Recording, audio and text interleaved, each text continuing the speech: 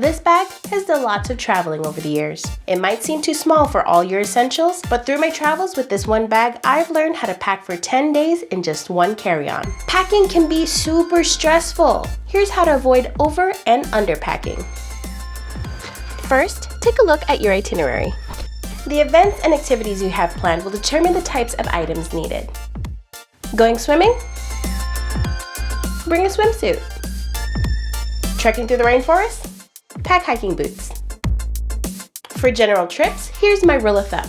Only pack items that are easy to mix and match. Here's what I usually pack. 5 tops, the more versatile, the better. 4 bottoms, I like 2 jeans, a pair of pants, and a skirt for variety. 2 dresses, preferably ones you can dress up or down. 1 sweater, 2 light outerwears like a jean jacket and a foldable raincoat. 10 undies, 1 for each day. This is non-negotiable. 3 to 4 bras, 8 pairs of socks, 3 sleepwear options, but if you sleep naked, that's even better. 1 multifunctional scarf, which could be used to stay warm or as an additional item of clothing. 3 shoes, I opt for sneakers, comfy sandals, and a dressy pair. And finally, a toiletries bag to keep all your necessities in one compact spot. To organize everything neatly, start by lining the bottom with your bottoms and dresses.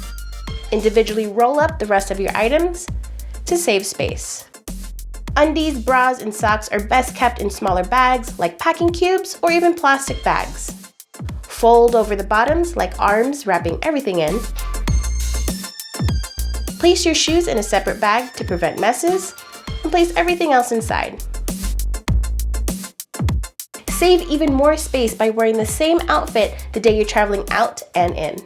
Keep items like your laptop, camera, passport, water bottle, and wallet in your backpack. Now go on, have an adventure, and remember these tips the next time you want to travel smart.